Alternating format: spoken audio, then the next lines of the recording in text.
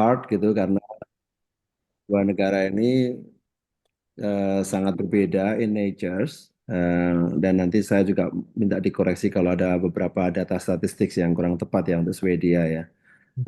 Tapi yang lebih penting adalah bagaimana kita lessons learned dari apa yang dilakukan di Swedia ini untuk transportasi di Indonesia. Dan pada waktu kita menyusun National Transport Policy Indonesia, kita menggunakan cukup banyak referensi dari berbagai negara. Dan itu saya kira akan memperkaya apa yang kita pikirkan di Indonesia. Nah, kita mulai dengan basic statistiknya dulu ya. Is totally two different different countries ya. Karena satu kita bicara populasi 10,5 Indonesia ini data terakhir di tahun 2023 terakhir 277,5 juta ya. Tapi juga demographically itu juga cukup menarik karena di Swedia harapan hidup itu 82 hingga 85 tahun, sementara di kita itu eh, lebih kurang 20 tahun atau 15 tahun lebih pendek usianya. Dan itu artinya apa? Akan punya isu besar bahwa pemerintah Swedia pasti sangat memikirkan bagaimana aging population ini akan mempengaruhi kebutuhan mereka untuk basic infrastructures. Dan ini terbukti nanti saya akan tunjukkan bagaimana pemerintah Swedia hari-hari ini memang is quite hard menurut saya. Karena inflasinya juga 8,55. Saya very surprised karena Swedia inflasinya sangat tinggi dibanding Indonesia 3,67 ya. Em, yang itu kemudian memberikan juga another surprising fact di tempat saya adalah bahwa pengangguran cukup tinggi juga di Swedia. Mungkin bukan soal pengangguran, mungkin ini adalah eh, non-income population mungkin ya, non-income population karena dengan usia yang semakin tinggi, retirement juga retiree semakin banyak dan itu mungkin menyebabkan angka jumlah penduduk yang tidak memiliki pendapatan juga makin tinggi. Jadi mungkin kita memang harus secara cautiously melihat angka-angka ini. Em, emisi CO2 di Swedia surprisingly juga lebih tinggi dari kita.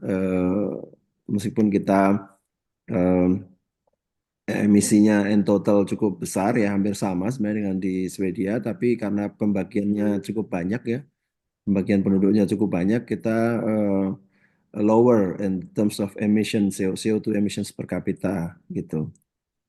Nah, satu yang cukup menarik adalah hari ini infrastruktur di Swedia itu sudah jauh lebih settle.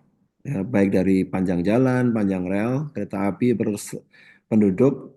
Jadi infrastruktur di Swedia more or less sudah jadi sebenarnya. Sementara di kita demandnya sangat berbeda untuk bisa mendorong lebih banyak ke redistribusi pembangunan, kita pasti masih membutuhkan infrastruktur yang lebih banyak, baik infrastruktur untuk darat maupun untuk rel dalam hal ini ya. Saya nggak menyentuh banyak soal udara dan laut karena nature-nya sangat berbeda.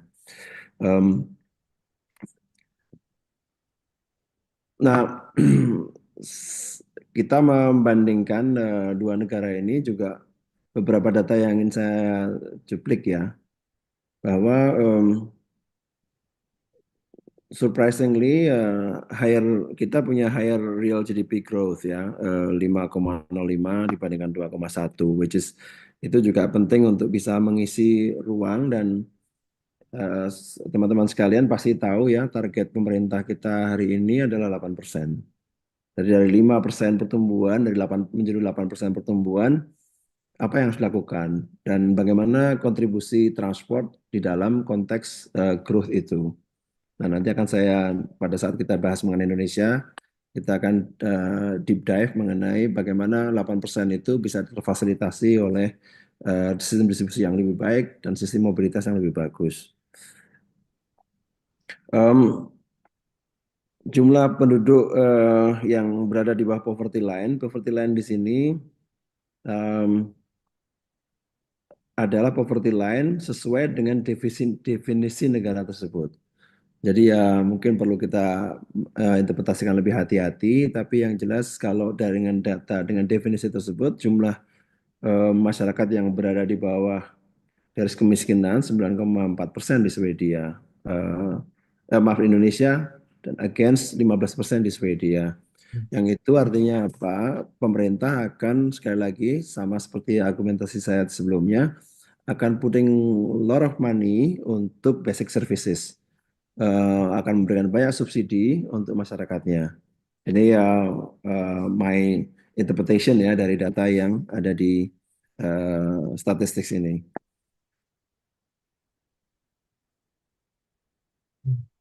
Nah, Indonesia ini memiliki skala ekonomi yang jauh lebih besar ya dibandingkan dengan Swedia secara total GDP. Kalau kita lihat dari grafik ke kiri atas ya, nomor satu. Em, Namun demikian pendapatan per kapita orang Swedia sangat tinggi ya, sehingga affordability untuk transport itu juga lebih besar. Yang itu dibuktikan dengan nanti di slide berikutnya adalah soal car vehicle ownership yang jauh lebih tinggi daripada di Indonesia. Jumlah belanja hampir eh, sama sebenarnya ya, tapi kalau kita lihat belanja per kapita, belanja pemerintah per kapita itu sangat tinggi di Indonesia dibandingkan di Swedia dibanding Indonesia. Artinya apa? Bahwa perhatian pemerintah terhadap kepentingan publik sangat tinggi. Yang itu sebenarnya merupakan dua sisi pisau ya, karena di satu sisi it give karena mungkin kondisi welfare state ya di Swedia sangat terlihat, tetapi di sisi lain itu mengkonsum cukup banyak dana pemerintah untuk subsidis. Dan apakah itu sustain apa tidak, itu nanti akan kita lihat di slide-slide setelah itu. Nah, pemerintah Swedia mengandalkan pendapatan dari pajak yang sangat tinggi.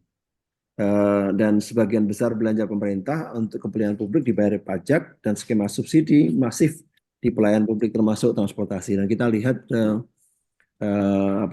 perbandingan antara belanja pemerintah dibandingkan dengan GDP-nya sangat tinggi. Di sisi lain juga tax revenue juga sangat tinggi. Jadi ya ini fit ya sebenarnya bahwa um, pemerintah taking quite a lot of money uh, dari masyarakatnya dan di spend lagi untuk belanja publik termasuk subsidi. Nah, saya mungkin akan melihat sisi lain ya. Pertama, ketimpangan antara kaya miskinnya rendah ya. Kalau ini kan ada Gini rasio, bagi mereka yang belajar economics pasti tahu. Gini rasio itu menunjukkan ketimpangan antara yang kaya dan yang miskin. Dan Swedia is much better than Indonesia. Jadi antara kaya miskinnya jaraknya sangat dekat dibandingkan Indonesia yang lebih panjang. Cuman memang um, uh, ada kemudian implikasinya mengenai bagaimana pemerintah Swedia itu dan Indonesia itu memberikan subsidi terhadap transportnya. Nah, kalau di Swedia, kalau kita lihat belanja subsidi itu sangat besar diberikan kepada masyarakat karena tadi spending mereka untuk uh, tingkat pengangguran yang tinggi atau usia lanjut yang tinggi dan subsidi itu diberikan cukup banyak diberikan untuk fasilitas-fasilitas pada mereka. Sementara kalau kita lihat di Indonesia, subsidi itu diberikan karena masyarakat terutama masyarakat miskin kota itu tidak bisa menikmati akses yang lebih bagus ya karena biaya terbatas. Hari ini nanti akan saya ulang lagi ya di daerah miskin kota di Indonesia itu membelanjakan lebih kurang 40% pendapatan rumah tangga untuk transport. Besar atau kecil? Sangat besar, sangat besar. Nah, kalau kita lihat negara-negara Eropa, tipikal itu kira-kira antara 3 sampai 5%. Nah, mungkin teman-teman mahasiswa juga bisa ngitung ya dari pendapatan kalian atau scholarship kalian yang untuk transport itu berapa persen. Tapi kemarin kita konfirmasi lagi di Wina misalnya, one of the most livable cities, Itu kan 1 euro 1 hari lah kira-kira belanjanya itu yang mereka butuhkan untuk mengakses seluruh angkutan umum yang ada di Kota Wina. Nah, dan itu kalau kita lihat persentase terhadap penerimaan mereka itu sekitar disposable income mereka itu sekitar 3%, even less ya. Nah, kita juga melihat jumlah kalau di Indonesia kita lihat di gambar yang kedua yang cukup menarik adalah soal tingkat fertilitas kita yang makin rendah makin rendah. Udah mendekati sama sebenarnya dengan Swedia. Artinya apa? Akan cukup banyak single household atau household without child ya di Indonesia dan itu menyebabkan kompleksitas perjalanan dan mobilitas polanya makin kompleks ya. Kalau tadinya ada berbagi tugas antara ibu bapak dan anak bisa berbagi tugas, sekarang mereka satu single household akan melakukan semua banyak urusan sehingga perjalanannya makin kompleks. Kira-kira gitu kan cara melihatnya. Nah, artinya apa? Artinya kalau kita itu mereka harus melakukan perjalanan dengan sangat banyak dengan uang yang sedikit, itu kita tahu bahwa nanti kita perlu kasih subsidi supaya apa? Tadi pendapat belanja masyarakat untuk eh, transportasi itu bisa kita tekan sampai ke level 15 atau 10%. Yang itu masih sangat jauh dibandingkan dengan teman-teman kita yang ada di Swedia. Saya nanti akan ceritakan implikasinya ya pada bagian kedua dari presentasi saya. Ya. Nah, surprisingly ya, mungkin nggak terlalu surprising sebenarnya, kendaraan kepemilikan yang sangat tinggi di Swedia. eh, Hampir 2 penduduk itu ada satu kendaraan di Swedia. Sementara kita itu 100 atau 10 penduduk ada satu kendaraan. Ya. Dan itulah yang menyebabkan sebenarnya CO2 emissions per kapita di Swedia itu masih sangat tinggi hari ini meskipun kalau kita lihat dari tahun 85 itu terjadi penurunan sebagian karena clean energy, sebagian karena investasi besar-besaran di kereta terutama yang antar kota, kemudian juga eh, migrasi ke kendaraan listrik ya. Swedia termasuk yang paling maju untuk elektrifikasi khususnya. Nah, angkutan umum sangat dominan di Swedia, sementara angkanya hampir terbalik di Indonesia. Kalau kita bicara transportasi umum menyumbang 32% dari seluruh perjalanan kendaraan ya. Sebaliknya di kita itu 70 sampai 75% itu kendaraan dilakukan dengan sepeda motor. Nah, yang juga menarik adalah kecenderungannya. Kalau di Swedia kecenderungannya itu mengalami peningkatan penggunaan angkutan umum, di Indonesia mengalami penurunan. Which is itu fenomena yang sama di hampir semua kota besar di Indonesia, termasuk Jakarta. Jakarta itu hari ini perjalanan dengan menggunakan angkutan umum itu sekitar 19%. Tapi kalau kita kita itu menghilangkan kendaraan online, 90% itu adalah yang konvensional dan online. Kalau kita consider apa namanya kendaraan online itu adalah angkutan umum itu 90%. Tapi kalau yang angkutan online yang kita hilangkan itu hanya 10%. Ya, dan kota besar, kota atau perkotaan besar di Indonesia yang paling parah eh, kemungkinan hari ini adalah Denpasar dan sekitarnya. Itu dengan jumlah penggunaan angkutan umum itu less than 2%. Jadi kalau kita mau mencoba bicara mengenai net zero atau climate projects di sektor transport is a big challenge. Karena kalau kita lihat biasanya kalau jumlah angkutan umum itu sudah kurang dari 10%, 15%, itu is very difficult to recover. Ya, jadi kita sebenarnya rule of thumb-nya di kita itu maintaining jangan sampai kendaraan umum itu drop di bawah 10%. Karena begitu itu drop di bawah 10%, itu menjadi car dependent society. Akan sangat sulit lagi untuk kembali menggunakan angkutan umum. Nah, apa yang kita bisa pelajari ya dari transportasi di Swedia? Nah, satu yang cukup menarik, Swedia eh, di dalam beberapa tahun ini menyadari bahwa mereka punya belanja yang sangat besar di sektor publik. Mereka punya belanja yang sangat besar di sektor publik yang itu menggerus kemampuan mereka untuk lebih kompetitif dan menjaga inflasi. Sehingga mereka come up dengan konsep strategi untuk investasinya di sektor transport itu rethink, optimize, repurpose, build new. Jadi mereka make sure bahwa build new itu pilihan terakhir sebenarnya. Kalau kita lihat investment plan-nya di Swedia, yang build new itu sangat selektif. Ya. Nah, di kita mungkin karena juga tadi saya sampaikan di awal kondisi hari ini untuk stok infrastruktur itu sudah cukup ekstensif ya melayani masyarakat ya, baik itu road density, railway density, semuanya itu sangat tinggi sudah. Sementara di kita itu masih sangat rendah. Sehingga mereka konsepnya ada rethink kembali. Is it the best way to move people around?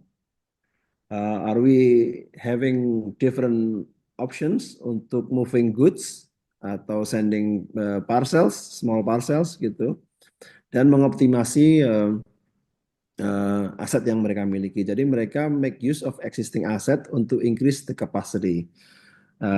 Sehingga konsep ini akan sangat mewarnai belanja belanja publik di Swedia di tahun-tahun yang akan datang. Swedia terakhir punya rencana 10 tahunan dari tahun 2023 sampai tahun 2033 yang itu fokusnya kepada rethink, optimize, and repurpose. Build new itu is the last options ya. Sementara kalau kita bicara Indonesia, build new is a must gitu karena kita belum punya infrastructure density yang cukup bagi masyarakat untuk bisa melakukan perjalanan. Nah, ada 6 hal yang kita pelajari dari konsep rethink, optimize, repurpose, dan build new ini. Yang pertama, Swedia mencanangkan untuk net zero tahun 2045, sehingga fokus sistem transport akan ke sana. Kemudian yang kedua, akan infrastrukturnya sudah cukup, tapi akan mengekstensifikasi layanannya. Termasuk untuk memastikan bahwa layanan itu juga ada keadilannya, ada aspek equitable-nya, ada aspek social inclusion. Kalau kita mungkin sekarang mengenal dengan GETSI ya, cukup terkenal. Teman-teman di bidang social development pasti tahu, ini gender, disabilities, dan social inclusion, GETSI. Nah, kemudian cukup banyak perhatian itu ditaruh untuk transportasi cerdas dan digitalisasi, yaitu demand eh, responsive services dan MAS atau mobility as a service. Nah, untuk modern infrastruktur memang very heavy on rails. Kalau kita lihat peningkatan kapasitas untuk ke kereta utara selatan dari Swedia, kemudian yang di bagian selatan akan punya banyak pencabangan heavy on rails. Dan cukup menarik, mereka juga masih sangat concern soal fatalities, sehingga mereka mencanangkan zero fatalities in 2050s. Nah, saya ingin stop di sini, sehingga mungkin kita akan bicara kemudian di topik yang baru adalah soal deeper dive untuk ekonomi Indonesia dan kebijakan transportasi ke depan, which is mungkin more interesting untuk kalian yang ada di Swedia. Nah, saya akan mulai dari Undang-Undang 59 tahun 2024. Namanya Undang-Undang Rencana Pembangunan Jangka Panjang Nasional Indonesia menuju Indonesia Emas tahun 2045. Yang mensyaratkan itu sebenarnya pertumbuhannya antara 6 hingga 7%, konsisten setiap tahun selama periode 2023 ya sampai tahun 2045. 6% untuk low growth, 7% untuk high growth. Pemerintah kita itu on the other hand itu memilih untuk mau digenjot sekarang dengan 8%. Nah, ini ada beberapa parameter yang ingin dicapai, nanti akan saya jelaskan di dalam slide berikutnya ya. Nah, pertanyaan kita adalah apakah kita bisa mencapai 8%? Apakah kita bisa? RAPBN 2025 itu sebenarnya prediksi pertumbuhannya 5,2%. Target Indonesia Maju atau Kabinet Merah Putih itu adalah 8%. Nah, bagaimana sektor transportasi ini merespon? Nah, ada beberapa ya, sebelum saya masuk kepada strategi, kita bicara mengenai beberapa angka ya, progres kita sampai hari ini. Biaya logistik kita itu sudah sangat maju sebenarnya dari sisi eh, progres dan efisiensinya. Di tahun 2018 itu Bank Dunia mencatat biaya logistik Indonesia itu 23,8% dari biaya logistik terhadap total harga yang ada di pasar untuk berbagai komoditas on average ya. Tahun 2023 is pretty well actually mencapai 14,3%. Jadi dari 23 selama 5 tahun itu diturunkan menjadi 14,3%. Dan bahkan kalau kita bicara ekspor sudah 9%. Tapi itu nggak cukup. Itu nggak cukup. Kalau simulasi kita, kalau kita ingin tumbuh 8%, kita masih harus turunkan angka biaya logistik ini dari 14,29 itu menjadi 8 atau 9%. Jadi logistik cost ini akan menjadi isu penting untuk bisa membantu mengurangi eh, belanja yang mungkin sifatnya bisa dikonversi kepada growth. Itu yang pertama. Yang kedua, yang namanya ICOR. ICOR itu namanya Incremental Capital Output Ratio. Jadi seberapa besar belanja kita di bidang infrastruktur itu mampu mendongkrak ekonomi. Nah, makin tinggi makin jelek, makin kecil makin bagus. Ya, karena eh, Indonesia itu sekarang masih di angka 6,2, lebih tinggi dari Malaysia, Thailand, Vietnam, dan Philippines. Tadinya kita pikir oh, kita nggak bisa bangun infrastruktur untuk mendongkrak ekonomi karena kita negara kepulauan. Tapi Filipina sama-sama negara kepulauan, dia performing better dibanding Indonesia. Nah, sehingga ICOR itu menunjukkan efisiensi dari sistem produksi kita. Jadi em, kelemahan untuk pembangunan transport misalnya, itu mungkin karena biayanya terlalu mahal. Kita bikin 1 kilometer jalan itu lebih mahal dari tempat lain. Jadi cost-nya untuk bisa mendongkrak ekonomi lebih rendah atau salah sasaran, dia diinvestasikan di tempat yang salah sehingga tidak mampu mendongkrak ekonomi. Atau yang ketiga, semata-mata pembangunan kita itu tidak bisa didorong hanya dari infrastruktur. Nah, di sebelah kanan itu juga cukup menarik ya. Adalah kalau kita bicara sumber pertumbuhan 8% itu dari mana? Kalau teman-teman yang saya yakin ada cukup banyak yang belajar economics ya, kan kombinasi dari consumptions, investments, government spending, dan net export. Nah, kita lihat consumption ya. Kita konsumsi rumah tangga untuk transport itu hari ini antara 20 hingga 25%. Kalau kita mau tumbuh dengan 8%, angka ini harus dikurangi separuhnya, antara 10 hingga 15%.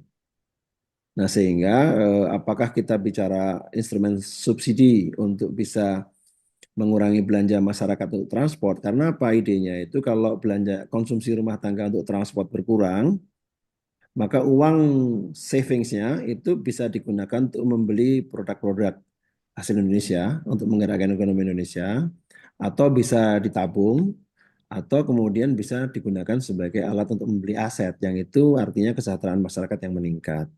Itu argumentasi kenapa kita menaruh perhatian besar mengenai konsumsi rumah tangga ini. Yang kedua investasi ya. Investasi sektor transport itu meningkat memang 68%, tapi kurang itu. Pak Menteri Investasi, Pak Rosan Roslani menginginkan untuk mencapai 8%, dia menginginkan investasi tumbuh 2 kali. Nah, memang ini sangat dipengaruhi pada minat investasi di Indonesia. Dan itu sangat juga dipengaruhi dengan kebijakan fiskal dan moneter kita. Nanti kita bicara lagi mengenai hal ini. Belanja pemerintah untuk infrastruktur transportasi sangat sulit diharapkan karena pemerintah punya prioritas lain, termasuk salah satu yang cukup memakan biaya besar adalah untuk program makan bergizi gratis ya, dan beberapa program di sektor pertanian yang akan mengurangi kemampuan belanja pemerintah di sektor transport. Jadi kita tidak bisa mengharapkan di sektor transport. Net ekspor kita masih surplus, tapi kecenderungannya ekspornya mengalami penurunan. Jadi ya kita akan fokus kepada dua hal yang promising, yaitu bagaimana kita mengurangi konsumsi rumah tangga untuk transport dan bagaimana kita mendorong investasi untuk transport.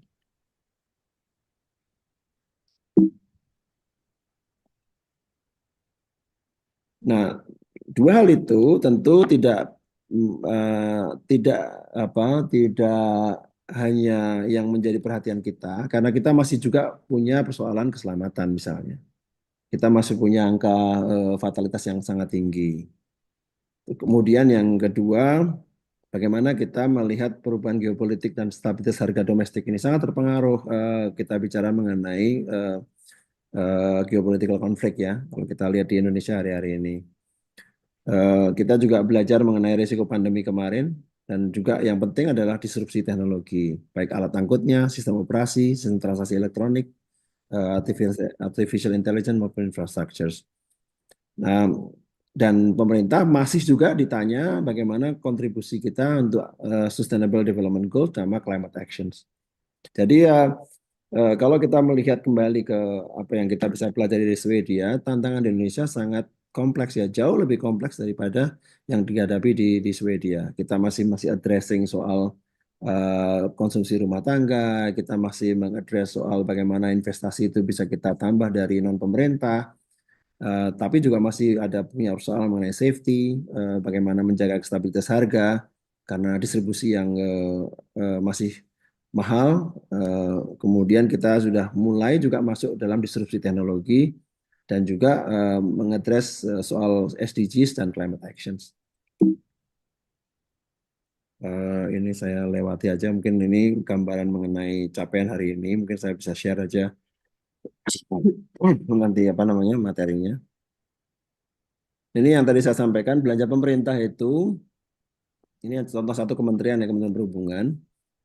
Di tahun 2021, 2024 ada kenaikan, tapi kita tahu rancangan pertama RAPBN itu dari 38,89 triliun hanya mendapatkan alokasi 24,8 belanja pemerintah. Nah, setelah revisi final angkanya 31. Itu aja masih tetap belum kembali dari kondisi tahun 2024. Padahal tadi kita tahu ya bahwa kita butuh infrastruktur untuk mengurangi biaya logistik, kita masih butuh subsidi untuk bisa meningkatkan daya beli masyarakat untuk konsumsi yang lain ya di luar soal eh, biaya untuk transport dan kita masih perlu investasi besar untuk safety dan sebagainya. Jadi kita punya problem yang sangat besar sebenarnya di dalam konteks ini. Nah, ini gambaran yang saya ingin tunjukkan bahwa ada dynamics yang sangat kompleks di sektor transport di Indonesia dan bagaimana pemerintah itu mengadres ini. Mulai dari yang sebelah kiri itu domestic issues yang soal keselamatan perjalanan, biaya transportasi mahal, last mile akses yang masih belum terpenuhi semuanya. Kita masih punya juga micro mobility di perkotaan yang masih belum terkelola dengan bagus. Dan jangan lupa orang bicara mengenai bonus demografi ya, tapi bonus demografi kita itu akan berakhir di tahun 2030 atau 2035 ya, peakingnya menurun. Sehingga aging population itu take sooner than we expected ya. Apa jumlah masyarakat usia tua yang itu artinya apa? Subsidi pemerintah untuk menjamin mobilitas mereka juga pasti akan meningkat. Nah, jadi beban-beban ini masih kita bicara domestik masih menjadi isu PR besar. Nah, sebelah kanan yang sebelah kanan ini adalah global issues yang mempengaruhi domestic mobility. baik itu kita bicara SDGs dan climate actions, kita bicara digitasi dan otomasi, dinamika geopolitik, future pandemic risk, dan disrupsi rantai pasok karena adanya perubahan geopolitik tadi. Nah, ini saya mungkin mau mencoba menggambarkan kalau kita mau mencapai Indonesia Emas 2045 dengan 5 parameter yang ditetapkan pemerintah, yaitu per kapita pendapatan setara negara maju, kemiskinan menuju 0%. Yang di tengah ini, yang warna biru ini adalah yang disebutkan summary lah ya, dari RPJP, Rencana Jangka Panjang Nasional, eh, apa namanya, parameter dan targetnya seperti apa di summary di sini. Eh, dan yang di atas itu adalah angka-angka kuantitatif yang ingin dicapai ya. Nah, untuk itu simulasi kita menunjukkan bahwa kalau kita bicara transport, ada banyak banyak hal yang mesti dikerjain. Satu, soal bagaimana biaya logistik berkurang. Dari tadi 14% menjadi 8,98 hingga 9%. Pengeluaran keluarga untuk transport berkurang dari 20 hingga 25% menjadi 10 hingga 15% pengeluaran rumah tangga. 20% untuk rumah tangga miskin perkotaan. Tadi saya sampaikan kalau yang sekarang kan 40% tuh pendapatan belanja keluarga miskin perkotaan untuk transport. Harus dikurangi, cut dari separuhnya. Nah, kemudian akses layanan umum perkotaan, baik perkotaan maupun pedesaan, itu harus menjangkau 70-90%. Otherwise, ada banyak masyarakat yang tidak bisa menjangkau angkutan umum, akhirnya mereka rely on motorcycles atau kendaraan online yang itu relatif lebih mahal. Nah, soal ada leadership, kemudian ada standarisasi, dan kemudian teknologi transportasi rendah emisi dan sebagainya, ini termasuk bagian dari eksersis itu. Nah, lalu kalau kita mau ke sana, apa yang harus dilakukan? Nah, kami sendiri juga pada saat nyusun National Transport Policy itu tidak bisa mengabaikan hanya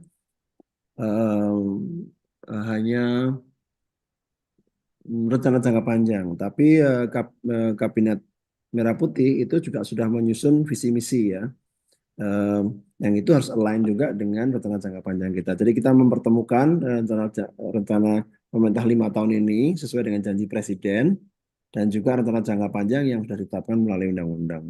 Dan ini ketemunya di mana? Nanti akan saya bahas satu persatu. Nah, ini saya. Nah, kuncinya adalah better targeting dan effective spending. Ya, tadi kita bicara ICOR-nya tinggi ya, incremental capital output ratio-nya akan tinggi, sehingga kita perlu kalau kita membelanjakan uang itu better targeting dan effective spending. Tapi memang prudent dengan innovative financing. Nah, ini yang selalu kita dorong bagaimana kita mengikutsertakan pihak swasta untuk berinvestasi di Indonesia untuk transport. Nah, oleh karena itu dari apa yang saya sampaikan tadi itu ada 15 kebijakan pokok, 10 kebijakan pendukung, 38 strategi implementasi, dan 4 strategi penunjang. Saya akan run through aja secara singkat. Mungkin nanti sambil saya share materinya di chat room ya, supaya teman-teman bisa bisa melihatnya lebih dalam. Kita bagi menjadi transportasi darat dan perkotaan, ada transportasi perkereta apian. Seperti misalnya di transportasi darat dan perkotaan itu kita bicara mengenai penuntasan untuk Tol Sumatera itu harus. Ya, penuntasan lintas Jawa itu juga harus. Bali sudah mulai juga. Jadi itu kalau kita bicara infrastruktur jalan itu backbone Sumatera, Jawa, Bali harus terjadi supaya ada economic integration antara tiga wilayah tersebut. Kemudian kita juga ingin dorong berbagai inovasi yang muncul dari pemerintah daerah untuk angkutan perkotaan. Selama ini pemerintah daerah cenderung hanya minta base ya, minta apa-apa, tapi inovasi itu tidak created di daerah karena solusi pasti lokal kan untuk sana. Em, untuk kereta api pasti akan banyak pertanyaan besar soal apakah kereta cepat akan diteruskan. sampai ke Surabaya. Kalau kita lihat simulasi untuk growth scenario kita, itu pasti akan dilanjutkan sampai Surabaya at least. Nah, tinggal kita bicara apakah dia bicara koridor North Corridor atau South Corridor, dan skema pembiayaannya juga harus lebih baik daripada yang kemarin ya. Yang KCC Serang ini technologically sukses sebenarnya kalau kita lihat, tapi financial disaster ya. Karena kelayakan proyeknya sangat rendah karena model bisnisnya yang keliru menurut saya. Hmm. Eh, nah, ini saya tayangkan aja sedikit sebentar-sebentar ya supaya teman-teman bisa lihat. Tapi dan kebijakan pendukungnya harus disampaikan. Eh, Sehingga memang hal-hal seperti inilah yang nanti akan kita selalu exercise. Rencana kita ini National Transport Policy ini akan kita wujudkan dalam kita dorong ya, karena yang menjalankan pemerintah ya. Kita dorong dalam bentuk peraturan presiden supaya bisa diimplementasikan.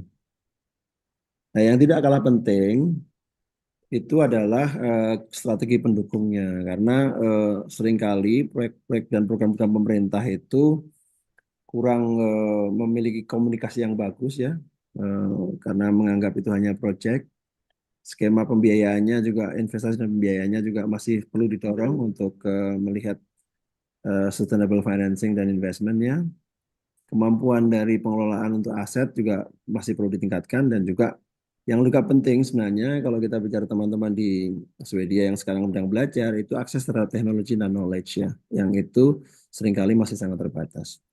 Nah, saya akan berhenti di sini dulu sambil saya kirim materinya ke teman-teman. Tapi saya akan stop diskusi saya, paparan saya sampai di sini. Saya kembalikan ke Mas Sena. Terima kasih. Assalamualaikum warahmatullahi wabarakatuh. Waalaikumsalam warahmatullahi wabarakatuh. Ya, ya keren sekali presentasinya. Ya, banyak hal baru yang saya, walaupun saya orang transport, tapi ini banyak banget yang baru yang saya tahu juga. Jadi, ya makasih sebelumnya. Eh, Ya, saya punya beberapa pertanyaan sebenarnya. Mungkin bisa diputuskan, ada ya terkait dengan net zero, kemudian tentang build new, masalah perkeretaapian, dan I-Core sama solusi lokal. Kira-kira itu sih ada ya 5 topik besar yang bisa kita jadikan bahasan. Untuk pertama mungkin biar nggak terlalu teknis untuk teman-teman yang dari berbagai background, mungkin kita bisa mulai dari net zero nih, di mana semua sektor bisa berkontribusi. Dan jadi kalau dari saya, untuk net zero kan kalau di banyak negara maju itu mengusahakan mode share ya, gimana eh, orang-orang beralih dari kendaraan pribadi ke kendaraan umum atau ke transportasi yang lebih ramah lingkungan. Nah, cuma emang kalau di Indonesia kan dengan meningkatnya ekonomi, orang lebih milih naik mobil sendiri ya daripada naik umum. Nah, pertanyaan saya, apakah mungkin si elektrifikasi ini ya yang dijadikan jalan pintas? Karena ya untuk mengejar net zero dari mode share itu agak susah. Ya udah, kita kurangi emisi dari elektrifikasinya aja.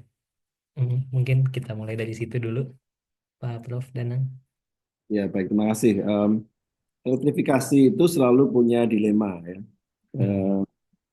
Pertama, kalau kita melihat elektrifikasi pelajaran ya, kembali kembali ke Swedia ya, pelajaran yang diperoleh dari Swedia itu elektrifikasi itu dimulai pada saat public transport infrastructure dan public transport services itu sudah put in place. Hmm. Nah, sementara kalau di dan effort effort pemerintah di Swedia dan Indonesia sangat berbeda konsepnya. Di negara-negara maju, effortnya adalah mendorong orang pindah dari kendaraan mobil, meninggalkan kepemilikan mobil, menjadi apakah itu ride sharing, ya, atau co-ownership, atau kemudian berpindah ke angkutan umum dengan heavy subsidi ya. Di Swedia mungkin berapa ya, 50 sampai 70% mungkin subsidi untuk angkutan umum. Ya. Em, Sementara di Indonesia, subsidi angkutan umum itu tujuannya untuk menjaga supaya masyarakat nggak pindah dari angkutan umum ke sepeda motor atau ke mobil. Jadi itu apa dua dua konsep yang sangat berbeda ya. Yang satu itu eh, upaya menaikkan jumlah pengguna, yang satu menjaga supaya yang tetap menggunakan itu jangan sampai pindah. Hmm. Kalau kita maintain orang aja tetap naik angkutan umum dengan persentage yang sama, Hmm. itu aja udah bagus banget ya. Challenge kita itu menjaga orang yang naik angkutan umum itu nggak pindah ke angkutan yang lain, karena begitu mereka pindah ke angkutan pribadi akan sangat sulit kembali lagi ke angkutan umum seperti yang ditren di semua kota di Indonesia. Nah, angkutan apa kendaraan pribadi elektrifikasi itu menyelesaikan satu persoalan soal net zero, tapi tidak menyelesaikan persoalan soal inefisiensi dari penggunaan ruang publik. Ini persoalan besarnya.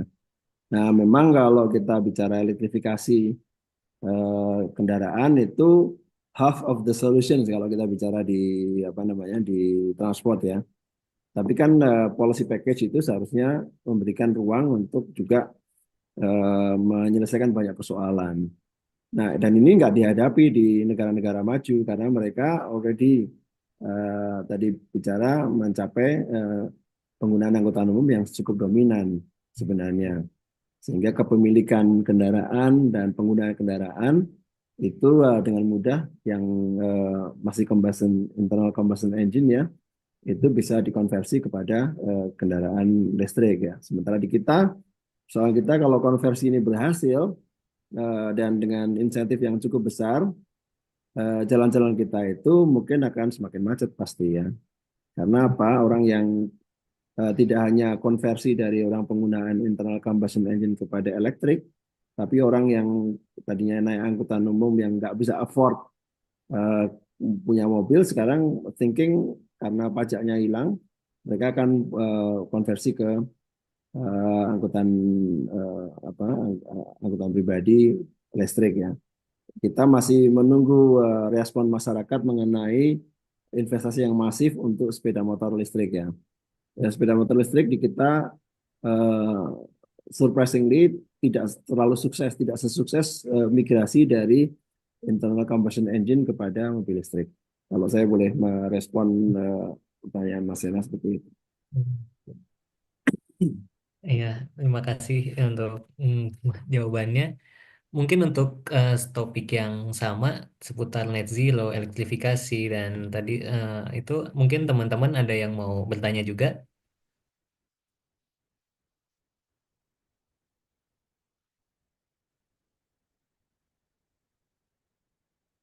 Nah, ini ada pertanyaan dari Mbak Geni Pitaloka. Jadi katanya kunci itu karena kunci karena public transport itu contohnya sini ini. Oke, jadi kunci emang untuk secara ekonomi kan transportasi emang backbone ya untuk kemajuan ekonomi. Nah, kalau di Indonesia dengan sebenarnya prioritasnya itu membangun apa dulu sih?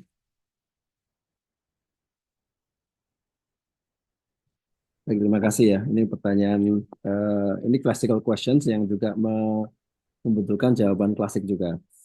Tadi saya sampaikan ada satu parameter atau indikator namanya ICOR tadi ya, Incremental Oke. Capital Output Ratio. Itu artinya apa? Berapa besar belanja modal yang kita tanamkan itu mampu mendongkrak pertumbuhan ekonomi. Kalau kita incremental capital ratio 1 itu artinya apa? 1%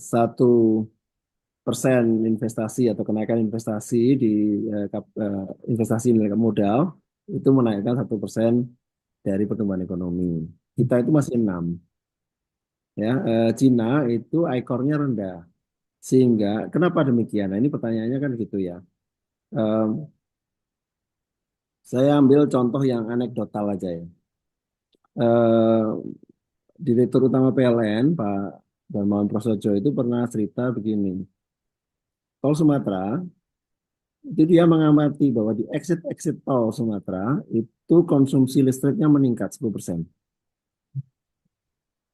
Itu artinya apa? Sebenarnya ada indikasi bahwa eh, belanja infrastruktur kita untuk peningkatan backbone itu mampu mendorong di konsumsi di wilayah exit-exit tolnya. Nah, kalau kita lihat di Cina, persoalan yang mereka lakukan adalah pada saat membangun infrastruktur, pada saat yang sama mereka menumbuhkan pusat-pusat baru, ekonomi baru di exit-exit tolnya.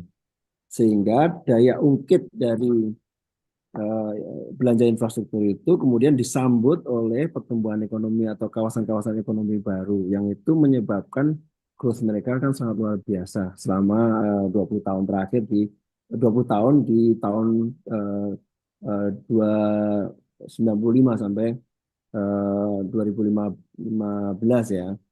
Nah, Hmm. sehingga growth yang tinggi itulah terjadi bukan karena hanya satu single policy. Nah, kita meskipun di Perpres mengenai Jalan Tol Sumatera itu sudah disebutkan bahwa adanya Tol Sumatera ini kemudian perlu dilengkapi dengan pertumbuhan kawasan-kawasan industri baru, itu ternyata tidak terlaksana seperti yang dibayangkan. Pemerintah daerah menurut saya juga kurang aktif untuk bisa melihat opportunity ini untuk menumbuhkan pertumbuhan ekonomi di wilayah. Jadi ini menurut saya transport itu kalau di dalam bahasa jargon ilmu kita ya Mas Ena itu adalah necessary but not sufficient. Jadi kita nggak Hmm. hanya bicara connectivity ya, tapi kita harus bicara growth pole sama sama new economic centers yang harus ditumbuhkan. Iya, betul. Iya, makasih. Untuk berikutnya ada Mbak Anggia. Mungkin mau bertanya, silakan perkenalan nama, jurusan, dan asal di Indo. Halo Pak, Eh, Prof. Selamat malam waktu Indonesia ya. Perkenalkan nama saya Anggia, di Swedia kuliah di Lund University jurusan Environmental Studies and Sustainability Science. Ini saya sangat tertarik dengan paparannya ya Pak, karena kebetulan baru banget saya ngerjain tugas sama Mbak Huma di sini ada juga. Kita ngomongin tentang electric vehicles, adopsi adopsi electric vehicles di terutama di developing countries gitu. Dan baru banget selesai kemarin, jadi kayak masih ada di ingatan gitu. Nah, kebetulan kita kemarin tuh fokus bahasnya tuh tentang zero emission trucks, Pak. Karena eh, apa dari hasil riset kita kayak em, si traksi ini tuh lumayan kayak overlook gitu ya, karena kita terlalu fokus sama passenger vehicles, padahal ada juga tipe kendaraan yang sebenarnya kalau dilihat emisinya juga tinggi banget gitu. Nah ini em, kemarin kita tuh pengennya sih ngebahas tentang Indonesia, tapi sayangnya belum banyak em, kayak paper atau riset yang ngomongin tentang itu. Jadi waktu itu kita bahasnya di China sama India karena mereka terutama China udah lebih ini ya apa namanya concern ke em, heavy medium vehicles tuh udah tinggi gitu dibandingkan negara-negara lain, dan kalau di India mereka masih ada di tahap apa secara teknologi masih ada di tahap emerging gitu. Nah, aku pengen tanya aja sih kayak kalau di Indonesia sendiri tuh apakah eh, pemerintah atau kayak udah mulai mulai apa ya kayak mulai menaruh perhatian juga nggak ya untuk jenis kendaraan eh, seperti truk ini gitu atau heavy medium vehicles lainnya. Terus aku ada pertanyaan kedua, apa aku bisa tanya langsung atau nanti aja Mas? Sana. Kalau masih nyambung sama pertanyaan pertamanya ya bisa di, Oh ya, kalau beda ya dipisah. ya. Ini masih nyambung sih. Ini titipan dari Mbak Huma. Nggak mau disalahin gitu. Ini pertanyaan yang cukup tabu ya Pak, karena kita anak sustainability. Kadang kalau kita mau ngomongin net zero, terutama di Indonesia, itu tuh agak-agak dilema untuk bilang beneran itu net zero. Karena masalahnya di Indonesia sendiri kan sumber electricity kita tuh masih sangat bergantung besar sama fossil fuel gitu kan. Jadi sebenarnya secara apa namanya dari sumber electricity-nya sendiri tuh nggak bisa disebut 100% net zero gitu, Pak.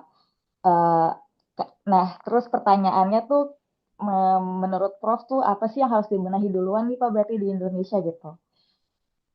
Gitu pertanyaannya dari saya. Oke. Oke, saya rangkum ya. Mungkin inti dari pertanyaan pertama itu tentang zero emission trucks, bagaimana kira-kira implementasi di Indonesia, dan yang kedua tentang sumber energi untuk elektrifikasi, gimana untuk mencapai net zero itu. Mungkin silakan Pak Prof. Masih ya. Untuk free transport ya atau truck services ya. Saya termasuk yang sangat mengadvokasi isu ini ya, karena betul sekali bahwa kita overlook dengan private vehicles. Tapi dengan kita addressing untuk apa eh, tracking untuk migrasi ke elektrik itu akan menjadi catatan yang cukup penting bagi kita. Nah, tapi saya ingin menambahkan satu dimensi lagi ya. Sebenarnya apakah tracking industri kita itu sudah cukup efisien sebelum kita migrasi, bicara migrasinya dulu. Karena Eh, itu yang perlu ditelaah kan. Kan tadi sama seperti yang dilakukan di Swedia. Kita rethink, optimize, repurpose, dan building new. Which is itu very good konsep karena sebelum kita mulai dengan satu intervensi teknologi atau kebijakan yang disruptif ya, kita melihat apakah dengan sistem yang sekarang itu masih bisa ada ruang untuk improvement di truck logistik kita. Saya ambil beberapa contoh soal empty running trucks. Ya, truk kosong namanya, truk nggak bawa muatan. Kira-kira berapa ya di Indonesia? Yang kalau kita lihat wirawiri kan ada truk ya, ada yang ada isinya, ada yang nggak ada isinya. Kalau ke sana itu ada isinya, baliknya kosong dan sebagainya. Kira-kira berapa persen ya untuk yang empty running trucks itu? Di Indonesia itu di Jawa itu 40%. wow. Very big, very huge. Nah, kira-kira 10 tahun yang lalu, saya masih ingat ada kajian mengenai berapakah jumlah truk kosong dan isi yang masuk ke Tanjung Priok. But it was 10 years ago. Tapi saya ingin memberikan ilustrasi aja ya. Ada yang truk ke mana ke dari luar Tanjung Priok masuk ke Tanjung Priok, keluarnya masuknya isi, keluarnya kosong. Masuknya bawa kontainer, keluar nggak bawa kontainer. Ada yang masuk kosong, keluarnya bawa kontainer. Ada yang masuk bawa kontainer, keluar bawa kontainer, which is itu ideal, ya kan? Bawa masuk, masuk bawa barang, keluar bawa barang. Nah, pertanyaan saya mungkin kalau untuk trivial questions ke teman-teman yang ikut ini, berapa persen yang kira-kira masuk bawa kontainer, keluar bawa kontainer?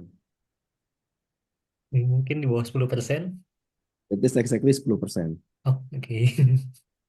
Jadi artinya apa? 90% dari trucks yang masuk keluar pelabuhan itu inefficient, benar nggak?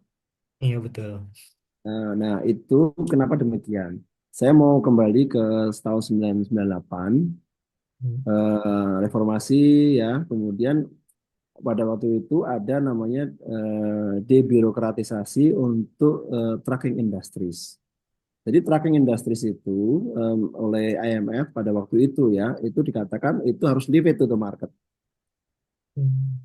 Nggak boleh ada aturan pemerintah, izin trayek dan sebagainya, rute angkutan trucking itu nggak perlu diatur katanya. Karena dipandang industrinya sudah sangat kompetitif. Jadi pemerintah nggak perlu kasih intervensi apapun juga, karena industri itulah yang akan mengatur. Tapi faktanya industri ini sangat unik karena apa? 75% itu pemilikannya individu dan kepemilikannya hanya 1 sampai 5 truk. Oh. Di Swedia nggak ada tuh yang namanya pemilik truk hanya punya satu. Dia big fleets pasti. Jadi semua smaller numbers of companies owning large fleets of trucks. Di kita sebaliknya, a lot of truck owners owning only very limited numbers of trucks. Sangat terfragmentasi. Jadi industrinya sendiri itu ternyata tidak sangat kompetitif. Nah, menurut saya kita sebelum kita masuk ke electrification, which is itu juga sangat penting menurut saya karena saving a lot of fuel subsidy dan itu ada buktikan return of investmentnya sebenarnya sangat sangat cepat, less than 3 years. Tapi menurut saya di industri trucking itu ada persoalan struktural yang harus diberesin dulu, diefisienkan, baru kemudian kita bicara moving into the technology. Nah, itu menurut saya juga satu yang sangat penting untuk kita sadari bersama bahwa di Indonesia jumping into technology itu semacam semacam easy solutions ya. Tapi kalau industrinya sendiri tidak dirapiin, tidak dibenerin, strukturnya masih tidak kompetitif, masih banyak yang bisa dirapiin. Nah, ini bisa kita lakukan harusnya. Nah, pemerintah Indonesia itu mungkin baru sekitar 5 tahun terakhir ini concern soal trucking industri, apakah akan diregulasi lagi. Tadi kan diregulasi ya, diregulasi, debirokratisasi di bidang perizinan, sekarang ada kemungkinan mau dikembalikan lagi. Sehingga mungkin pemerintah sekarang jadi punya kemampuan untuk melakukan regulasi yang lebih ketat mengenai trucking industry ini. Sehingga harapan kita punya smaller numbers of companies, trucking companies, tapi mereka very strong dan kompetitif gitu. Nah, kalau kita bicara seperti itu, migrasi itu akan menjadi lebih mudah. Kemudian kalau yang pertanyaan kedua juga menurut saya sangat sangat intriguing ya, karena semua orang tahu kalau kita bicara net zero harus nggak bisa hanya di alat angkutnya, tapi kalau dia kan bisa well to wheel ya, atau apa plan to wheel ya, eh, bahwa plan to wheel, sehingga itu betul-betul seluruh siklusnya. Ya, tapi menurut saya sih nggak terlalu kecil hati karena it's a first step menurut saya untuk memberikan evidence bahwa kita bisa melakukan migrasi itu dengan lancar sambil kita bicara soal yang dari well to wheel kalau kita bicara masih pakai fuel ya. Um, tapi memang kenyataannya untuk early retirement, saya bukan orang energi ya, tapi yang saya tahu orang early retirement untuk coal power plant is very costly, dan saya kira kalau kita pakai domestic resources sampai nggak mungkin ya. Dan Bu Sri Mulyani Menteri Keuangan pasti sangat setuju karena pada waktu beliau menyatakan net zero dan NDC ya, itu dengan asumsi bahwa ada international support yang masuk ke Indonesia, which is sampai hari ini very limited.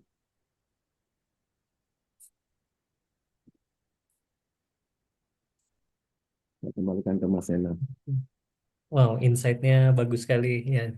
Saya jadi punya ya punya pandangan juga kalau saya juga baru tahu kalau 75% owner truk itu small owners ya di Indo. Dan kalau emang mau banyak apa company-nya jadi sedikit company dan banyak fleet, mungkin itu akan jadi debat big corporate versus UMKM lagi nggak sih? Jadi kayak seakan-akan menghilangkan kesempatan UMKM untuk bekerja.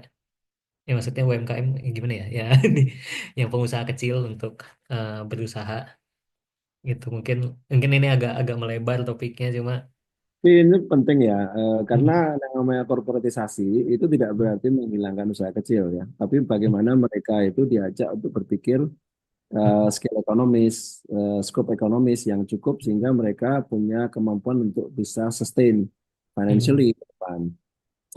Kan untuk di perkotaan, angkutan umum perkotaan kan sudah mulai banyak dilakukan itu dengan adanya by the service programs, mereka melakukan merger di antara smaller companies untuk bikin big companies yang oh, itu mereka bisa kemudian transformasi bisnisnya. Jadi di Jakarta menurut saya untuk yang angkutan umum perkotaan cukup sukses ya dengan Jaklingko dan sebagainya, hmm, dengan Jakarta dan sebagainya. Yang itu membuktikan bahwa small companies itu kalau diajak ngomong dengan insentif yang cukup, mereka bisa bergabung menjadi large companies dengan more efficient services gitu. Nah, ini yang belum pernah dicoba di industri trucking. hmm, Karena kalau mereka dibiarkan sendirian, mereka nggak akan bisa survive. Yang 75% itu mereka tidak bisa merecover investasi mereka. Ini my worry ya. Dan kalau mereka turun dan pandangan kita masih tetap meminta mereka tetap menjadi UMKM tanpa membantu mereka untuk larger corporation, hmm, itu sama aja dengan memastikan bahwa mereka akan dying in the future gitu. hmm. Oh iya betul. Oke, terima kasih Pak Prof. Oke, sebelum Yunilson mungkin ada chat dulu dari Franz tentang KCIC yang ya ini isu PPN 12% kena ke biaya logistik dan transport daerah.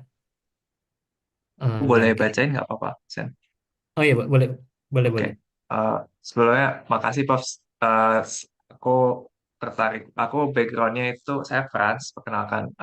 Backgroundku tuh urban design dan urbanism di LUN.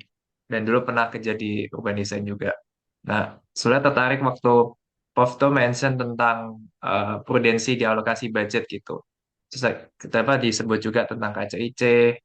Terus habis itu waktu itu pernah ada yang bikin komparasi juga dari KCIC itu budgetnya sekian triliun terus sebetulnya bisa buat bikin misal berapa ratus kilometer di apa jalan berapa ratus kilometer eh, kereta api di Kalimantan gitu atau kayak misal juga ada terkait prudensi kenapa harus bikin tol instead of kereta api atau pelabuhan. Terus juga kalau sekarang mungkin yang ini banget kerasa banget di kita sehari-hari kan mungkin PPN juga ya karena PPN itu aku kemarin lihat sekilas-sekilas dia kan tidak mengexem eh, tiket, biaya transport, biaya logistik, kayak gitu-gitu juga. Nah, mungkin pertanyaanku tuh kalau menurut Prof. Danang, apa sih contoh investasi transport yang sebetulnya tuh lebih prudent untuk Indonesia, lebih tepat sasaran, lebih lebih penting untuk diprioritaskan dan mengenai PPN yang akan naik ini terus sebaiknya tuh gimana sih disikapin biar eh, kita kan punya visi visi buat ngejaga ridership di Indonesia tuh tetap dan kalau bisa naik dan juga kalau bisa itu daya apa yang tadi seperti Pak Profesor mention juga soal e-core di mana sorry mention tentang konsumsi rumah tangga Indonesia yang tentang untuk transportasi itu masih tinggi. Nah, dengan adanya PPN ini gimana caranya justru konsumsi rumah tangga untuk transport itu tetap atau kalau bisa bahkan idealnya menurun gitu dari persentasenya. Terima kasih. Eh, yang nomor dua soal PPN itu deserve satu session sendiri kayaknya ya, karena sangat sulit dijelaskan dalam waktu sangat singkat. Tapi kata pemerintah kita, desperate time requires desperate measures katanya gitu ya. Jadi ya ini menurut saya melihatnya gini, ini mungkin ya it's time to call all experts ya untuk memberikan masukan ya, karena satu beban tambahan itu akan memberikan multiplier effect terhadap the whole supply chain kan. Kalau kita lihat orang-orang misalnya orang-orang transport logistik supply chain pasti tahu kalau yang ini naik itu the whole industry itu pasti akan melakukan adjustment terhadap cost itu. Nah, memang persoalannya menjadi apakah nanti uang yang diterima pemerintah itu akan mengarah kepada better targeting. Ini yang selalu jadi isu penting. Saya pernah sampai hari ini masih berdebat dengan kawan-kawan saya dari PT KAI yang mereka mengatakan kereta komuter di Jakarta KCI itu sebaiknya nggak usah subsidi, nggak usah subsidi. Orang yang naik kan pasti naik juga itu pilihan yang paling murah katanya. Eh, Subsidi hanya diberikan kepada orang-orang yang memang masuk kategori miskin kota. Ya, yang naik di sana kan nggak semuanya miskin, Pak Danang. Nah, ini menjadi pertanyaan besar ya, apakah kita itu memang mau fokus ke situ atau enggak? Argumen saya begini ya, angkutan kereta api itu angkutan inferior. Tadi saya sampaikan market share-nya itu sangat kecil ya. Sampai dia itu mencapai market share yang cukup untuk dia menjadi pilihan, itu sangat sulit kita untuk tidak memberikan insentif kepada modanya, bukan kepada orangnya. Nah, pada saat at certain level, pada saat angka 15, 20, 30%, kita sudah boleh melakukan pemilihan terhadap siapa yang dapat subsidi dan siapa yang nggak dapat subsidi. Nah, student misalnya itu dapat, atau yang kelompok kelompok income tertentu itu dapat. Nah, itu barangkali memang memerlukan satu pendalaman yang sangat luar biasa sektor by sektor ya.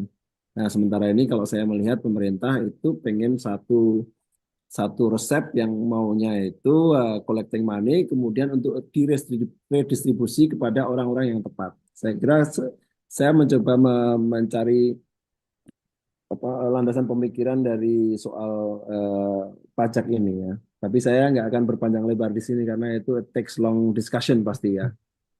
Pasti harus ada orang ekonomis yang betul-betul memahami makroeconomics. Kita bicara orang fiskal, orang moneter dan sebagainya ya. Nah, soal prudent policy.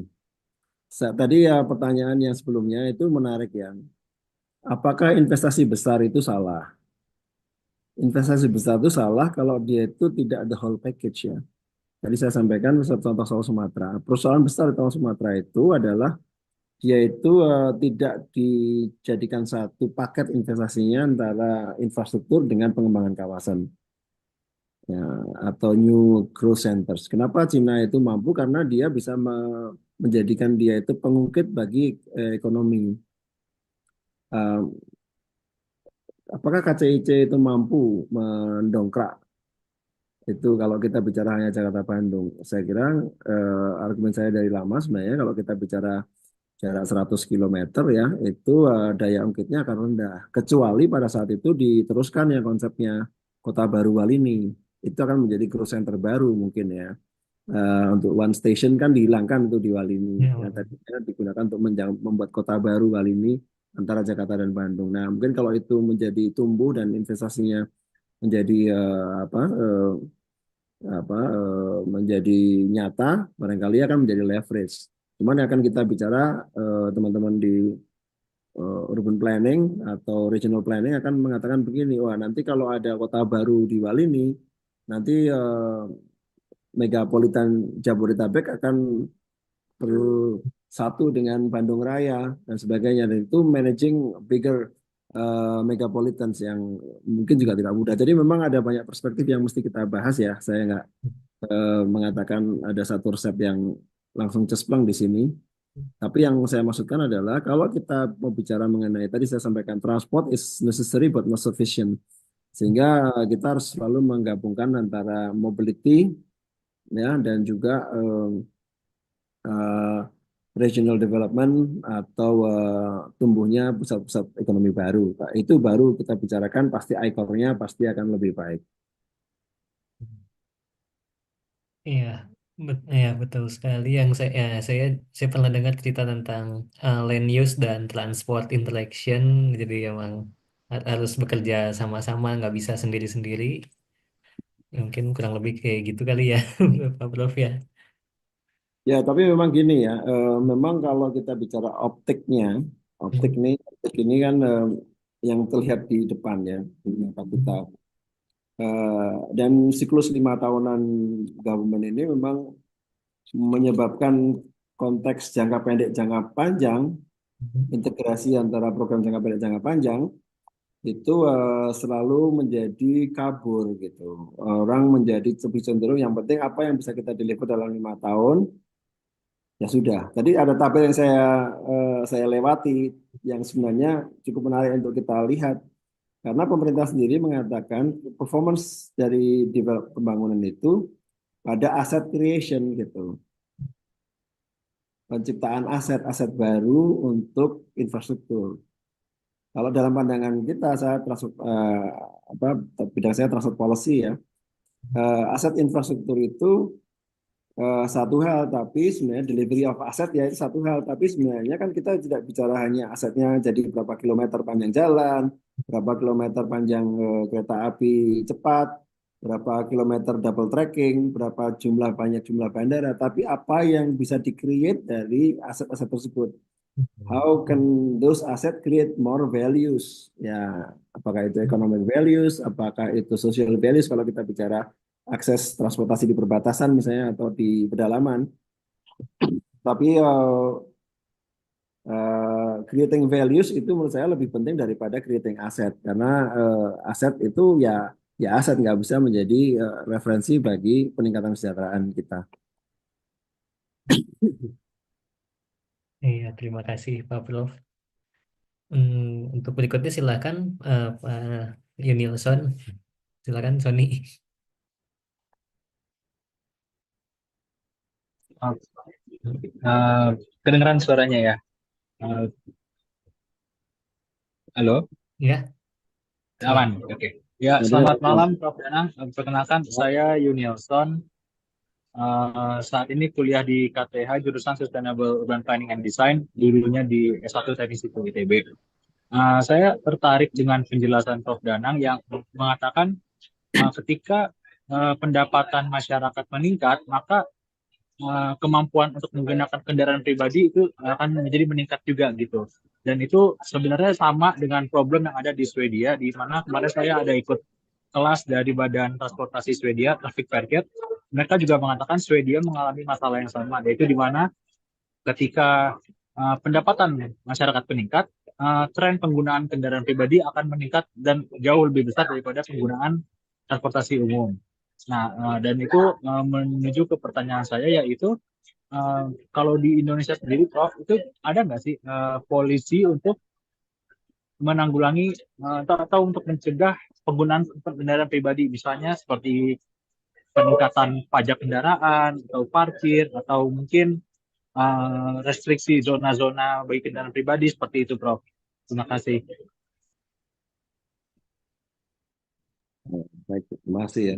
Em, kita mau Jakarta itu adalah kota pertama yang mau bereksperimen mengenai ERP seperti Singapura. Ya, tapi ini sudah 5 tahun tendernya gagal terus for Hmm. various reasons ya. Jadi effort ke sana dan kesadaran. Sebenarnya kalau kita bicara kesadaran kebijakannya dulu ya. Kebijakannya itu ada kan kita bicara pasti push pull ya. Ada push, ada pull Ya. dan ada yang sifatnya facilitating angkutan umum, ada restraining private mobility ya. Dan ini sudah banyak disadari kalau saya melihat ya dari teman-teman apakah mahasiswa saya dulu S2 yang sekarang menjadi banyak pimpinan di dinas perhubungan di daerah-daerah. Knowledge itu ada, tapi menurut saya yang masih belum ada itu dua. Satu itu adalah soal instrumen yang cukup solid untuk bisa melakukan restraint, karena restraint itu very politically sensitive ya. Hmm. Restraining itu politically sensitive. Kita masih belum cukup punya instrumen yang baik, regulasi yang baik untuk merestrain orang. Nah, yang kedua, instrumen fiskal untuk merestrain itu sekarang hanya terbatas pada eh, tarif parkir yang lebih tinggi maupun penyediaan ruang parkir yang terbatas untuk yang on-street parking. Ya, tapi itu kalau kita bicara tempat terbatas untuk on-street parking, itu masyarakat meresponnya dengan penyediaan gedung-gedung parkir baru. Yang itu another sign of business yang itu sebenarnya juga sangat mahal sebenarnya. Nah, tapi Jakarta sendiri untuk mencoba masuk ke dalam project ERP, Electronic Road Pricing, itu masih belum berhasil. Mungkin udah 5 tahun ini ya mereka coba hingga periode Pak Anies selesai itu nggak pernah ada lelang mengenai ERP. Sebelumnya sudah pernah dicoba. Kita tunggu nanti pada apa namanya pemerintahan gubernur DKJ yang baru, apakah akan ada effort itu diulang lagi. Kita akan melihat bagaimana political acceptance-nya dan bagaimana setup mengenai komunikasi publik mengenai masalah pembatasan ini bisa dilakukan ya. Hmm. Ya, Ya, terima kasih, Prof. ya, terima kasih Pak Prof. Mungkin kita satu pertanyaan terakhir ya dari Alam Medina ini di chat. Selain kebijakan untuk invest di bidang transport, apakah ada pendekatan institusional untuk subsidi transport dan pelayanan tingkat regional? Iya, ya untuk mungkin untuk subsidi di tingkat regional untuk localize-nya bagaimana mungkin ya? Mungkin saya nggak terlalu paham pertanyaannya ini. Saya udah baca chatnya tapi nggak terlalu bisa memahami. Kalau ada yang bersangkutan, Hmm. saudara Alamedina bisa jelasin maksudnya apa yang ingin ditanyakan kalau masih online. Oke, oke. Mungkin ya tadi mungkin untuk investasi udah terjawab kali ya dari untuk ICOR-nya di mana yang harus dihitung. Kemudian pendekatan institusional mungkin pelayanan untuk subsidi tingkat regional mungkin eh, kayak jalan tol yang nyediain mungkin jalan tol kan biasanya ada subsidi juga kan untuk supaya tarif tolnya segimana. Hmm. Kalau kaitan dengan BUMD ya, BUMD, daerah-daerah itu kan punya BUMD ya rata-rata, dan mereka sebenarnya saat ini memang mengelola layanan angkutan umum ini. Eh, dan cukup banyak yang masih mengandalkan pada, kalau untuk bis ya, itu mengandalkan pada sumbangan bis dari pemerintah pusat untuk kemudian mereka operasikan dengan tarif. Nah, memang eh, sangat sulit membandingkan dengan Swedia yang subsidi angkutan umumnya sampai 70% ya. Eh, apa di kita mungkin yang tertinggi subsidi angkutan umum ada di Jakarta, yang itu bisa mencapai 4 sampai 5 triliun ya setiap tahunnya. Dan ini daerah-daerah yang nggak punya fiscal capacity hampir tidak mungkin untuk mengalokasikan subsidinya dengan size yang sama. Nah, persoalan mengenai subsidi untuk angkutan umum perkotaan itu ada, ya. Ini juga dialami Transjakarta sebenarnya. Karena apa? Subsidinya itu kan tergantung jumlah orang yang naik. Semakin banyak yang naik, subsidinya semakin meningkat nggak kira-kira? Semakin meningkat ya. Kalau semakin meningkat, kapasitas fiskal daerah untuk proyek-proyek yang lainnya itu pasti akan berkurang. Jadi daerah itu selalu punya dilema. Apakah ini saya subsidi apa enggak? Karena kalau saya subsidi, kalau sukses itu mau jadi malapetaka bagi program daerah yang lain. Karena anggarannya yang tadinya segini ya, karena subsidinya meningkat, kan anggarannya jadi berkurang. Jadi selalu jadi debat, dan dinas perhubungan selalu menjadi kepala dinas yang paling nggak populer di kalangan para kepala dinas yang ada di daerah. Karena apa? Kalian tuh ngambil uang kita yang banyak karena kalian sukses, kita yang celaka. Kira-kira gitulah narasinya ya. Jadi ada isu public sector finance yang sangat mengemuka di di daerah kita. Apalagi tadi kita bicara kemampuan fiskal daerahnya sangat terbatas, sangat berbeda kalau kita bicara di Swedia, di mana kapasitas fiskal daerah itu cukup besar karena pajak daerahnya tinggi ya. Fiskal daerahnya besar sehingga mereka bisa mengalokasikan cukup banyak untuk subsidi angkutan umumnya. Iya, terima kasih banyak Pak Prof. Nih sebenarnya ada dua orang lagi yang mau nanya dari Ihsan Irfansyah dan Ahmad Ramadan itu enggak apa-apa Pak Prof. Dua pertanyaan lagi boleh? Boleh, oke boleh. Oke mungkin kita dari Ihsan dulu. Setelah itu Ahmad Ramadan ya. Setelah itu mungkin bisa diakhiri. Silakan Mas Ihsan. Tes, Ya, kedengeran ya? ya kedengeran. Oh iya, oke. Ya, selamat malam Pak Prof. Danang. Terima kasih banyak untuk presentasinya Pak. Jadi tadi saya melihat dan memantau itu penjelasan Pak Prof sangat holistik sekali mencakup semuanya. Tapi sebenarnya pertanyaan saya tadi masih terkait dengan jawaban Pak Prof terakhir tadi. Jadi perkenalan saya sebenarnya sudah bukan mahasiswa lagi Pak, saya alumni. Jadi saya baru lulus tahun ini dari Swedia juga. Saya sekarang Ini di yang MRT Jakarta Pak. oke, alhamdulillah ya. Iya, iya. Nah, ini tadi ada kaitannya dengan bahasan tadi. Jadi eh, kaitannya dengan target juga menurunkan konsumsi rumah tangga di bidang transportasi. Nah, ini saya tuh sama teman-teman saya lah yang seprofesi sempat ada diskusi gitu, Pak. Jadi bagaimana kita caranya me, apa namanya membuat supaya pemerintah daerah itu berkomitmen untuk mengalokasikan anggarannya untuk kepentingan transportasi umum sesuai dengan kapasitas fiskalnya masing-masing gitu. Jadi kalau tadi juga Pak Danang mention bahwa betul di Jakarta kira-kira sekitar 4 sampai 6 triliun per tahun itu keluar untuk subsidi, di mana hampir 70%-nya untuk Transjakarta kalau saya nggak salah. Dan itu kalau kita kaitkan dengan kapasitas fiskal DKI itu sekitar ada di angka 7 sampai 8% mereka anggarkan untuk kepentingan transportasi umum. Nah, ini juga untuk teman-teman juga yang lain juga sebagai info. Jadi salah satu hambatan kenapa di daerah-daerah lain eh, program perkereta apian, karena saya dulunya railway engineering apa ya, jadi saya bahasnya hanya di bidang kereta. Itu rada mandek adalah karena masing-masing daerah itu tidak punya kapasitas fiskal yang cukup untuk mengoperasikan perkeretaapian tersebut gitu. Jadi mengoperasikan kereta juga cukup mahal dari biaya operation maintenance-nya dan aset manajemennya dan lain sebagainya.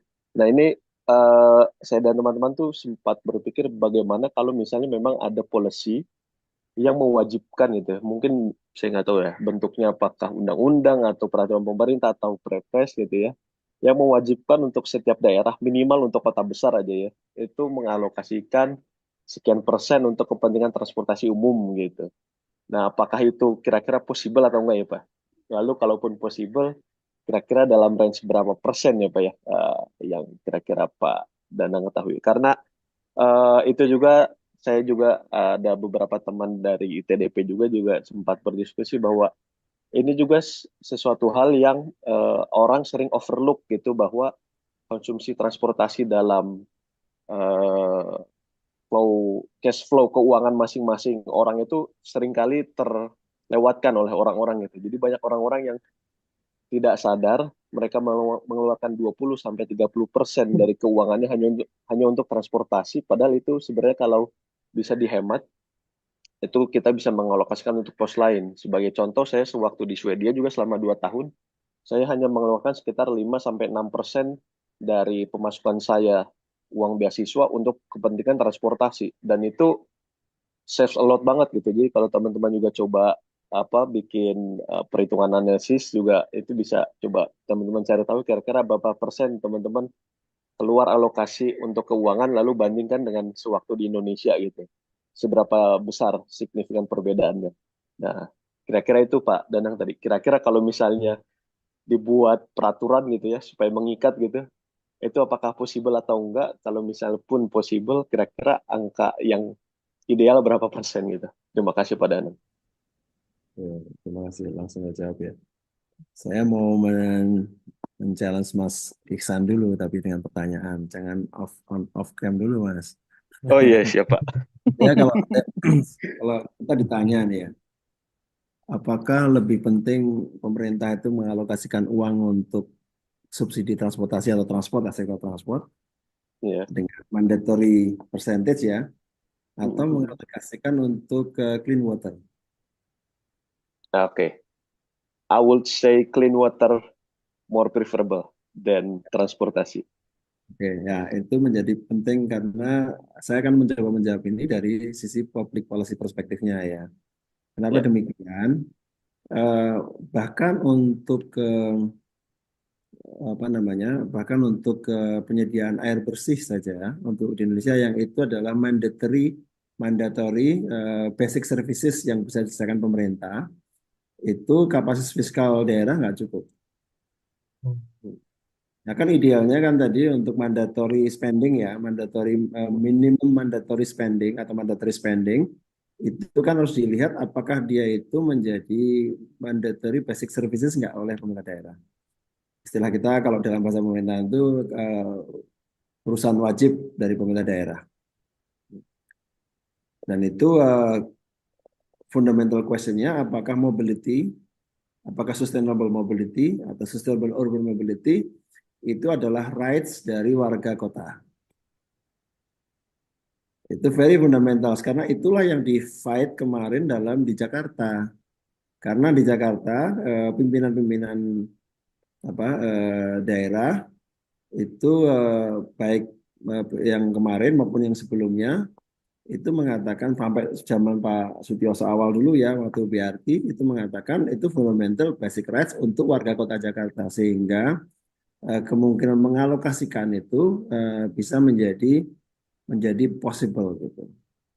Nah, kalau orang-orang transport ini mengatakan perlu juga dong kita bicara mengenai earmarking dari budget pemerintah daerah harus kita buktikan bahwa it is a basic services. Itu basic rights dari warga kota untuk mendapatkan layanan transportasi yang itu memungkinkan mereka tadi kalau Mas Ihsan mengatakan 5% ya, atau berapapun persen dari household spending itu untuk transport, itu yang menjadi basic argumennya. Ini kebetulan di National Transport Policy itu nanti bentuknya akan jadi Perpres, dan itu akan kita coba advokasikan bahwa kita perlu memastikan bahwa transport itu akan menjadi basic services yang harus dinikmati oleh masyarakat dengan tingkat affordability yang tertentu. Nah, sampai itu bisa kita wujudkan sebagai bagian dari policy advokasi, saya kira orang akan mencari sama. Loh, ini air aja masih kurang gitu. Buru-buru kita pindah ke transport. Jadi, tapi menurut saya kan dua-duanya tidak harus dipertentangkan juga. Betul. Nah, yang menurut saya penting adalah meningkatkan kapasitas fiskal daerah. Bagaimana cara meningkatkan kapasitas fiskal daerah? Nah, ini juga akan kalau ada teman-teman di sini yang belajar mengenai public sector finance, pasti tahu persis kalau di Indonesia pendapatan daerah itu kan 70% dasarnya dari pajak kendaraan. 30% itu property related taxes. Di luar negeri, baik di Eropa, terutama di Eropa ya, dan di Jepang, Korea, itu sebaliknya. Vehicle related taxes itu income-nya 30%, property tax-nya adalah 70%. Jadi daerah akan melomba-lomba menaikkan create values dari existing land values, land asset yang ada di daerah itu untuk bisa mendapatkan income yang lebih tinggi, dan itu akan menjadi trigger kita untuk bisa mendorong integrasi antara land use dan transport yang tadi dibicarakan oleh Mas Sena. Dan untuk itulah kalau kita sudah bisa merubah satu tadi soal mindset mengenai bahwa transport atau mobility adalah basic human rights. Yang kedua, kita bisa merubah struktur pendapatan daerah. Saya punya harapan besar bahwa public sector local government fiscal capacity itu akan bisa naik, dan masyarakat pemerintah daerah akan dorong sama-sama kalau mau better mobility, better land values, better property taxes, ya kita bisa move ahead gitu. Dan ini kalau kita lihat di Jepang terutama itu menjadi best practice-nya mereka. Nah, tapi memang itu perjuangan ya. Saya sangat merasa itu perjuangan besar untuk menyatukan dua hal itu. Karena kita sudah nyaman dengan pajak kendaraan yang makin tinggi, apalagi sekarang ada eh, apa namanya itu option ya, yang tambahan pajak daerah untuk dari kendaraan bermotor ya. Eh, Sehingga memang kita rely kepada private vehicle dependent society akhirnya. Karena pemerintah daerah tahu semakin banyak motor, semakin banyak mobil di daerah, income mereka pasti naik. Dan itu bertentangan dengan konsep dasar mengenai bagaimana memanfaatkan better urban space, bagaimana kita bisa menggunakan angkutan umum misalnya. Mudah-mudahan bisa, mungkin tidak menjawab, tapi paling enggak kita bisa punya perspektif yang lebih komprehensif mengenai gagasan-gagasan seperti itu, dan advokasi yang kita lakukan ya itu tidak berhenti sebenarnya, tapi memang change of the mindset dari local government leaders itu menjadi penting yang pertama. Dan itu cukup sukses di Jakarta ya. Di Surabaya ya dan tidak gitu, naik turun irama politiknya. Tapi sampai hari ini kita masih belum punya contoh yang lebih baik dari Jakarta untuk public policy di bidang penyediaan angkutan umum ya. Nah, untuk local government finance-nya atau public sector finance-nya, kita masih harus kerja keras dengan teman-teman kita dari orang-orang local economics sama orang-orang teman-teman planning ya, untuk bisa melihat bagaimana uh, apa, uh, local government financing structure itu betul-betul kita transformasikan menjadi yang betul-betul property based tax revenue, lebih dominan dibandingkan yang vehicle based tax revenue. Ya, terima kasih Pak Danang, setuju sekali Pak. masih panjang perjuangan. Pasti pasti. Wah, pengetahuan baru lagi. Terima kasih Pak Prof. Eh, Mungkin setelah ini pertanyaan terakhir ya dari Ahmad Ramadan tentang impor BBM. Ya, mungkin ya sektor transport di mana ya, dan oke, dengan batu bara, kendaraan listrik. Mungkin ini cukup ke arah energi ya pertanyaannya. Ya, tadi sebenarnya sama pertanyaan dengan saudari eh, Mm-mm. dari Anggia ya. Mungkin untuk bicara mengenai kita kan masih eh, source of fuel-nya, source of energinya kan masih masih kotor ya. Apakah kita melakukan migrasi sekarang atau kita menunggu cleaning the source of energy baru kemudian migrasi? Ya, saya kira itu choice ya, choice bagi pemerintah kita untuk melakukan. Idealnya pasti kita bersihin dulu ya. Tapi tadi saya juga sempat sampaikan kan namanya decommissioning untuk coal power plant itu ternyata cost quite a lot ya untuk pemerintah kita karena kita harus memutus kontrak jangka panjang untuk PLTU kita yang itu pasti mereka akan minta claim dan compensation. Yang itu sampai hari ini source of capital untuk kompensasinya masih jadi isu besar dari mana sumbernya.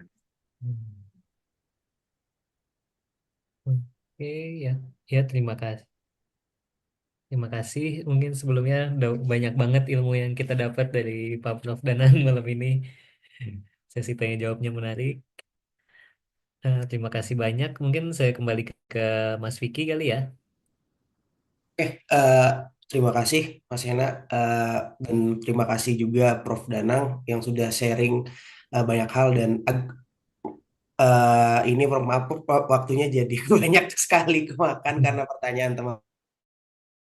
Ini memang salah satu yang jadi isu concern teman-teman karena berkaca di Swedia ya Prof ya. Karena kemarin itu jangankan kita ke Indonesia Prof kadang kita ke sesama negara Eropa aja kayak ke Hungaria kita udah mulai waduh kok transportasinya begini gitu. Dari Swedia ke Hungaria aja kadang teman-teman agak kaget soal transportasi gitu Prof. Itu mungkin Prof yang apa yang kami bisa tanyakan ke Prof dan teman-teman mungkin bisa on cam dulu kita bisa untuk dokumentasi mungkin bisa dibantu Mbak Anggia atau Mas Dian atau Mas Sena atau Mas Frans dokumentasi. Saya agak gaptek ini masalah yang lain Yang deh. KTH daftar gimana nih? Siapa yang mau dokumentasi? Mas Frans atau Mbak Anggia yang bantu? Mbak Anggia. Aku kebetulan dari handphone, mungkin dari France bisa bantu Oke. nggak? Karena Frans beda. boleh bantu Frans? Boleh, boleh, boleh. Bentar, tapi bentar. Ini satu page aja berarti ya yang Ya, ke satu page. yang muncul kamera yang on cam. Oke, satu, dua, tiga.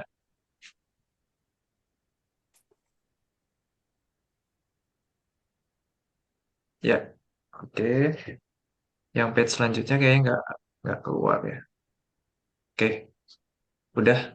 Oke, oke. Dengan berakhirnya dokumentasi ini, sekali lagi Prof kita ucapkan terima kasih dan kita sangat mengapresiasi Prof sudah datang ke upgrading karena sesi pertama kemarin kita ngundang Mas Lakso Prof, mantan penyidik KPK, sekarang Prof Danang dan kedepannya mungkin kita akan masuk ke isu kebijakan maritim ataupun energi terbarukan.